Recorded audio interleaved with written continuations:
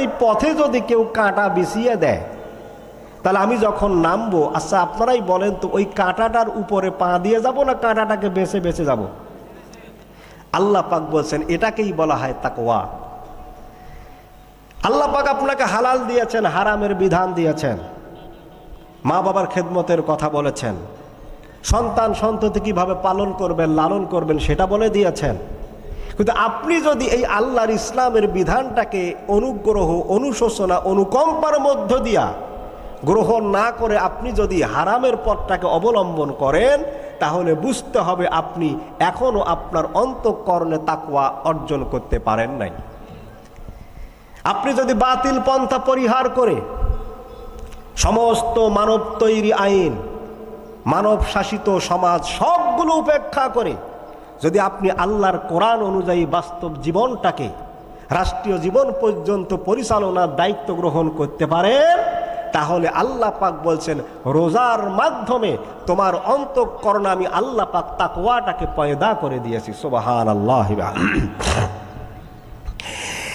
এজন্য রোজাদারদের 1 নম্বর শিক্ষা হল, আল্লাহ রাব্বুল আলামিন বলেন যে ব্যক্তি সুবহে সাদিক থেকে সূর্যাস্ত পর্যন্ত পানাহার থেকে যে ব্যক্তি রোজা রাখতে পারবে, আল্লাহ পাক বলেন তার 1 নম্বর শিক্ষা হলো তার অন্তঃকরণে অবশ্যই তাকওয়া পয়দা হয়ে যাবে। বলেন সুবহানাল্লাহ। এজন্য আল্লাহ পাকের নবী বলেছেন যে ব্যক্তি মারা যাবে তার পূর্বে তাকে প্রকৃত মুসলমান হতে হবে। এখানে প্রকৃত মুসলমান শব্দের অর্থ আপনি কি বোঝেন? আত্মসমর্পণ করতে হবে। আত্মসমর্পণের অর্থ মুফাসসিরিনে কেরামরা 13টা দিয়েছেন।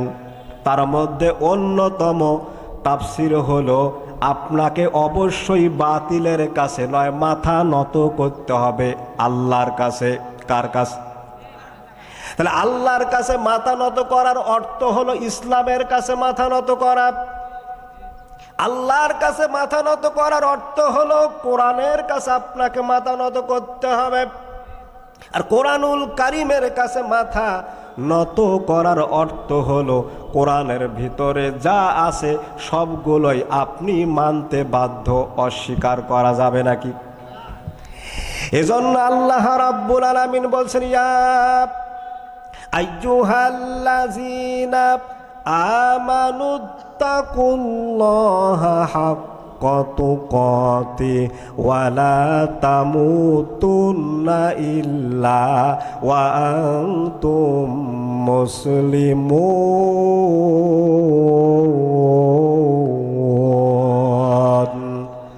আল্লাহ পাক সূরা আলে ইমরানের 102 নম্বর আয়াতে বলেন, এখানে আল্লাহ পাক ঈমানদারদের ডেকে বললেন। এখানে আল্লাহ পাক চাইলেও কিন্তু কাফের বেঈমানদেরকেও ডেকে বলতে পারতেন, কিন্তু তা বলেন নাই।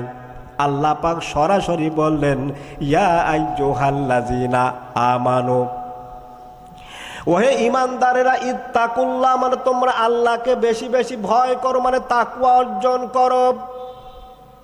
আমি একটা কথা বারবার উদাহরণ দেই, সেটি হলো মাহফিলের প্যান্ডেল বসে আছেন, একটা যদি বিষাক্ত সাপ আপনাদের এই দিকে তেড়ে আসে, মনে হয় আপনারা বসে থাকবেন? কি করবেন? পালাবেন। কেন পালাবেন? তার মানে সাপটাকে আপনি ভয় করতেছেন, সাপ হিসাবে বিষাক্ত সাপ আপনাকে সবল দিলে আপনার কি হতে পারে? মৃত্যু হতে পারে। অথবা মহিলাদের প্যান্ডেল থেকে যদি একটা বাঘ, রয়্যাল বেঙ্গল টাইগার, সে যদি আপনাদের দিক থেকে পিছন থেকে তেড়ে আসে, আমার মনে হয় আমি বক্তব্য দিতেছি তাতে কি হয়েছে, আমি মনে হয় দৌড়ার টাইম পাবো না। তাহলে আপনি বাঘকে ভয় করলেন বাঘ হিসাবে, বিষাক্ত সাপকে আপনি ভয় করেছেন সাপ হিসাবে, বাঘকে ভয় করলেন বাঘ হিসাবে। কেন? রয়্যাল বেঙ্গল টাইগার যদি আপনাকে আক্রমণ করে, বিষাক্ত সবল যদি আপনারে দেয়, মাংসাশী প্রাণী, আপনার জীবনটা কি নষ্ট হয়ে যেতে পারে। সাপ সবল দিল বিষাক্তের কারণে, আপনার জীবনটা প্রাণহানি হতে পারে। আপনি ভয় করলেন সাপকে সাপ হিসাবে, বাঘকে বাঘ হিসাবে।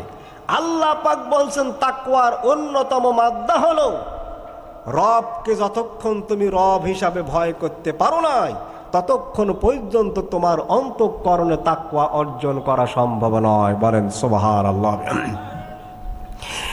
এজন্য আল্লাহ রাব্বুল আলামিন ঈমানদারদেরকে ডেকে বললেন, ইত্তাকুল্লাহ, তোমরা ভয় করো কাকে?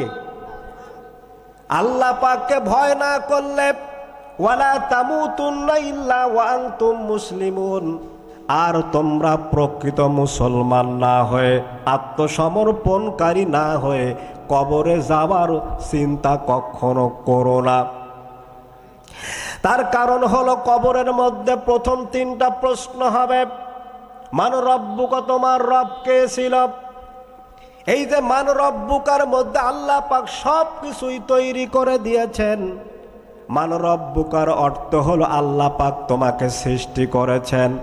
মান রব্বুকার অর্থ হলো মাতৃগর্ভে আল্লাহ পাক তোমাকে তৈরি করে দিয়েছেন।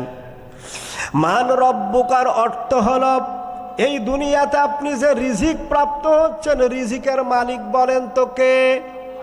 মান রব্বুকার অর্থ হলো সুন্দর জীবন যাপন করে যেমন করে তোমরা করতেছ, এই সুন্দর জীবন যাপনটাও মান রব্বুকার মধ্যে পড়ে।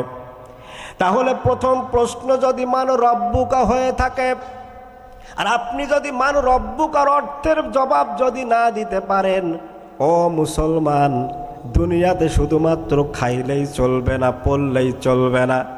আপনার টাকা আছে, পয়সা আছে, সম্পদ আছে, সবগুলো সেই দিন মূল্যহীন হয়ে যাবে যদি আপনি কবরের প্রথম প্রশ্নের জবাব দিতে না পারো।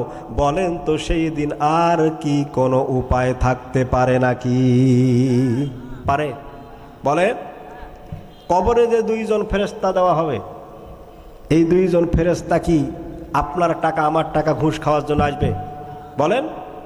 তাহলে ঘুষের কোনো সিস্টেম যদি কবরে না থাকে, সেখানে যদি বৈদ্যুতিক আলোর কোনো ব্যবস্থা না থাকে, সেখানে যদি আত্মীয় স্বজনদের সঙ্গে মোবাইল করার কোনো সুযোগ না থাকে, পৃথিবীতে যত আবিষ্কার হয়েছে আজ পর্যন্ত এবং আজ থেকে কিয়ামত পর্যন্ত যত আবিষ্কার আসবে, এই পৃথিবীতে এমন কি কোনো আবিষ্কার আপনারা দেখেছেন যেই আবিষ্কারের মধ্যে কবরে দেওয়ার পর এই পৃথিবীতে হ্যালো করে তার খোঁজ খবর নেওয়া হয়েছে এমন কোনো আবিষ্কার?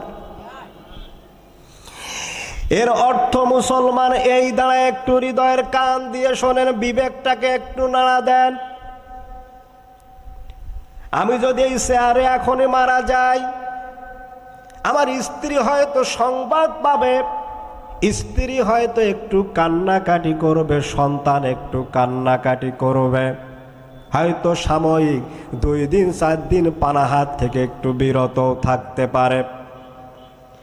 কিন্তু এই পৃথিবীতে এমন কি কোনো স্ত্রী, এমন কি কোনো সন্তান দেখেছেন যে স্বামী মারা গেল, ঘরের ভিতরে কবর খনন করে স্বামীকে কবর দেওয়া হয়েছে, এমন কোনো নজির দেখেছেন? অথবা আপনার বারান্দা থেকে দূরে আপনার আঙ্গিনার মধ্যে একটা কবর খনন করে আপনাকে রাখা হবে, এমনও সংবাদ কি আপনি কখনো পেয়েছেন? তাহলে সেই মানুষটার অন্তরে রূহ থাকার পরে এত প্রিয় ছিল, ওই মানুষটা যখন মারা গেল, খাটের মধ্যে স্বামী শুয়ে আছে, স্ত্রীও শুয়ে আছে, যখন দেখতে পেয়েছে যে স্বামী মারা গিয়েছে, তখন দেখবেন যে আপনার স্ত্রী 1 লাফ দিয়ে দরজা খুলে বাহিরে দৌড় দিবে। ঠিক কিনা বলেন? তাহলে দুনিয়াটা কিন্তু স্বার্থপরের জায়গা, কেউ কারো উপকারে আসবে না। কিয়ামতের ময়দানে আল্লাহর নবী যখন হাদিসটা বর্ণনা করতেছিলেন মায়েশার সামনে, নবীজি মায়েশাকে বলছেন, আয়েশা রে, কিয়ামতের ময়দানে প্রত্যেকটা মানুষকে উলঙ্গ খাতনাবিহীন অবস্থায় কিয়ামতের ময়দানে উঠানো হবে। তখন মায়েশা আল্লাহর নবীকে প্রশ্ন করেছেন, নবীজি, মানুষ যদি উলঙ্গ হয় তাহলে একজন তো আরেকজনের দিকে তাকাতাকি করবে, বিষয়টা কেমন হবে? তখন আল্লাহর নবী জাহান্নামের চিত্র, হাসরের ময়দানের চিত্রটা সবার সামনে তুলে ধরেছেন। আয়েশা রে, হাসরের চিত্রটা এমনও হয়ে যাবে, মানুষের মাথার উপরে সূর্য চলে আসবে, মানুষের মাথার চান্দিগুলো ফেটে যাবে, মানুষের মগজগুলো টকবক করে পড়তে থাকবে, সেই দিন বাঁচার কিন্তু কোনো উপায় থাকবে না। নিজের গর্ভধারিণী মা তার সন্তানকে ভুলে যাবে, নিজের বাপ তার সন্তানকে পরিচয় দেবে না, গর্ভধারিণী মা তার সন্তানকে পরিচয় দেবে না। একটা নেকি শর্ট পড়বে জান্নাতে যাওয়ার জন্য, সন্তান মাকে বলবে, মা বলবে দুনিয়ায় তো আমার কোনো বিবাহ হয় নাই। এই যে জাহান্নামের চিত্র, কিয়ামতের ময়দানের চিত্র, আল্লাহর নবী হযরত আয়েশাকে বলছেন, আয়েশা রে, কিয়ামতের দিন একজন মানুষ তো আর একজন মানুষের দিকে তাকাতাকি দূরে থাকলো, বরং কিয়ামতের ময়দানে মানুষ ইয়া নাফসি বলে চিৎকার করতে থাকবে। এজন্য কোরআনে কারীম বলছে, আল ইয়াউমা নাখতিমু আলা আফওয়াহিহিম ওয়া তুকাল্লিমুনা আইদিহিম ওয়া তাশহাদু আরজুলুহুম বিমা কানু ইয়াকসিবুন। আল্লাহ পাক সূরা ইয়াসিনের 65 নম্বর আয়াতে বলে, আল ইয়াউমা, এখানে আলিফ লাম দিয়ে মারিফা করা হয়েছে, যারা গ্রামার বোঝেন। আল্লাহ পাক এখানে আল ইয়াউমা দিয়ে কিয়ামতের ময়দানকে নির্দিষ্ট করে দিয়েছেন। আল্লাহ পাক বলছেন, কিয়ামতের ময়দানে নাখতিমু আলা আফওয়াহিহিম, মানুষের জবানটা কিয়ামতের দিন বন্ধ হয়ে যাবে। ওয়া তুকাল্লিমুনা আইদিহিম, কিয়ামতের ময়দানে আপনার হাত দিয়ে আপনি কি করেছেন, দুই হাত সাক্ষ্য প্রদান করবে। ওয়া তাশহাদু আরজুলুহুম, দুই পা আপনার বিরুদ্ধে সাক্ষী দিয়ে দিবে।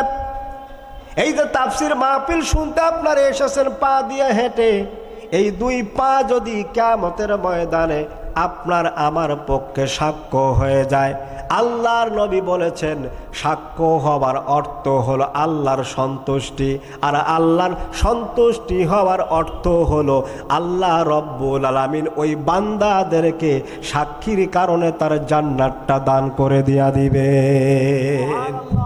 এজন্য মুসলমান, এজন্য রোজাদার ভাইয়েরা, রোজা রাখলেই শুধু নয়, রোজার গুরুত্ব মহত্ব বুঝতে হবে, তাহলেই আপনার বাস্তব জীবনে আমল করাটা সহজ হয়ে যাবে। বলেন সুবহানাল্লাহ বিহামদি।